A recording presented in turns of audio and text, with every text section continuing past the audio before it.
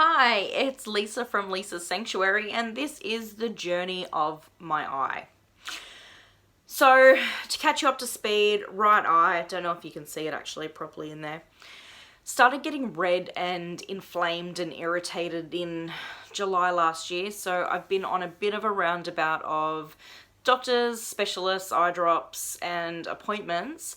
And the other week, last week, the week before, I was up in Sydney at the Sydney Eye Hospital because I'm now up to 8 eye specialists who are not really sure what my eye is doing.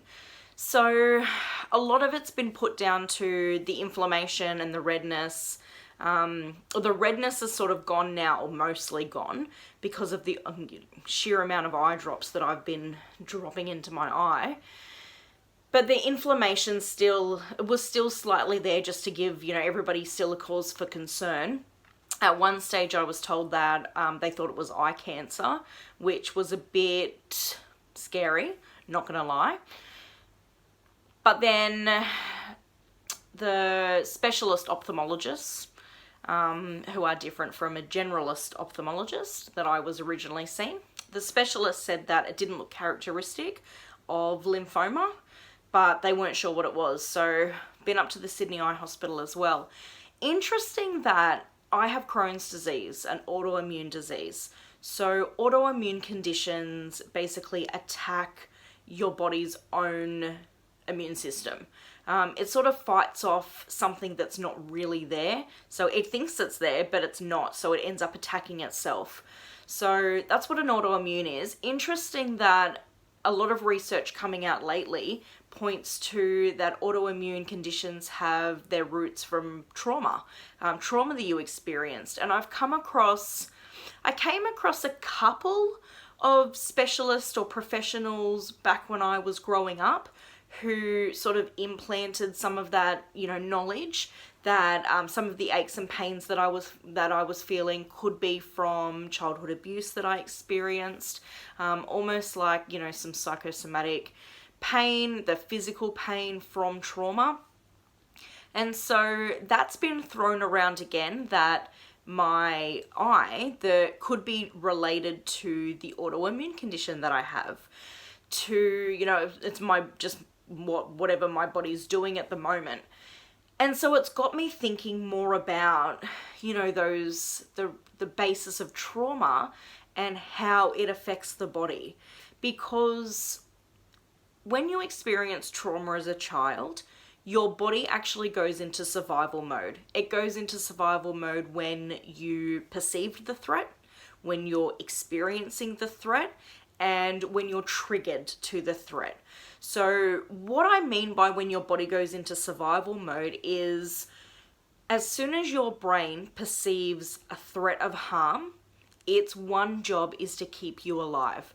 So it draws energy from everywhere in your body that is not essential to surviving, and it focuses on getting out of there alive, whether that be through fight, flight, or freeze.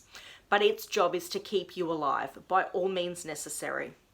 So you'll know when your heart pounds faster, that's blood, rushing to your heart, your vision narrows, your hearing sharpens. It's everything in your body is just preparing it to fight, run, or hide.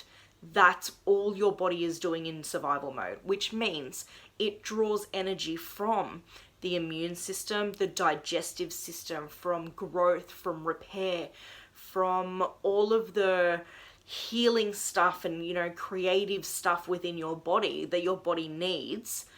That is essentially stopped while your body's in survival, so that you can survive the threat and let go and move on. Your body is then supposed to return to homeostasis, which is balance, return to baseline, I like to refer to it as.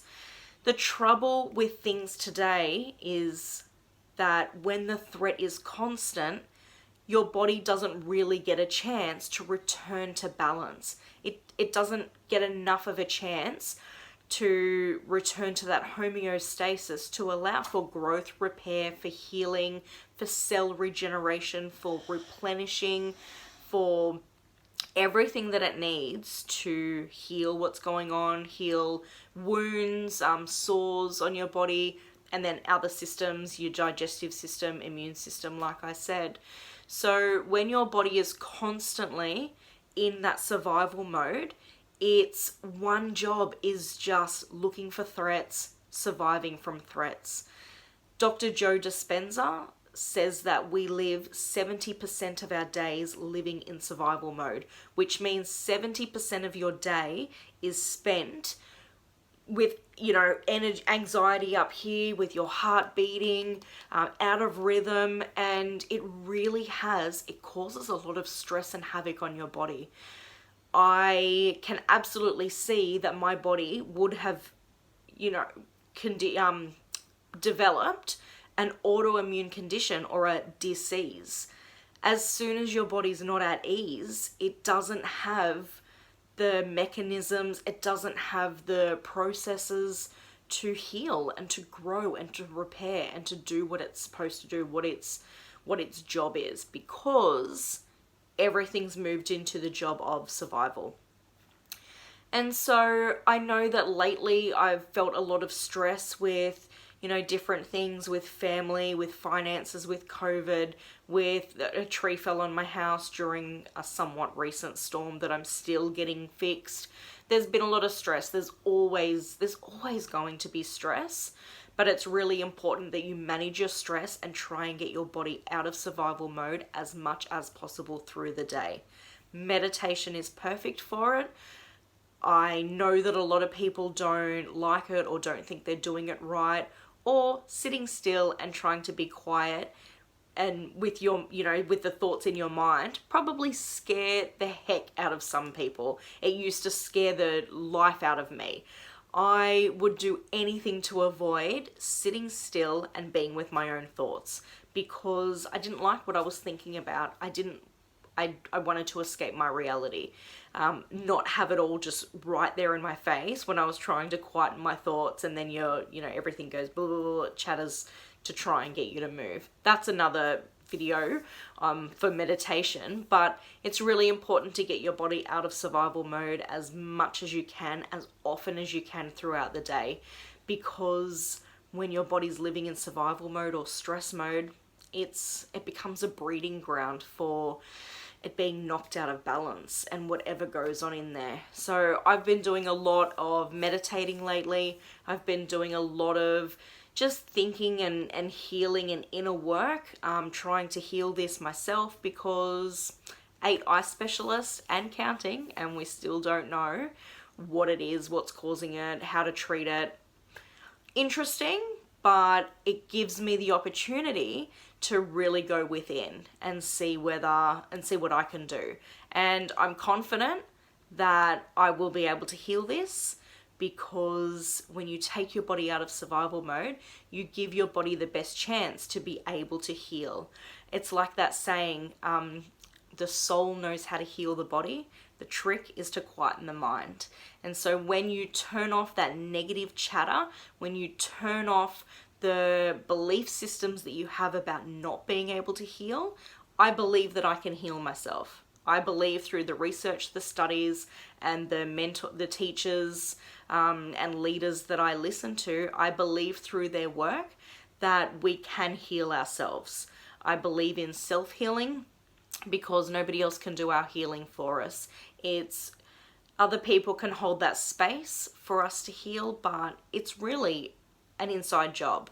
Self-healing, that's how you heal yourself. So I absolutely believe that it's possible that humans can heal themselves, but the trick is to not let that belief that you're not powerful enough to heal yourself, you're not strong enough, it's not possible, it's not medically possible. Get rid of those beliefs and stick with, I can heal myself. I can heal myself. I will heal myself. And really switch your beliefs around like that. So that's where I'm at with this eye journey. You are significant because you are, and I love you because you exist, because it's my favorite saying in the whole world. Have a great day. We'll talk soon.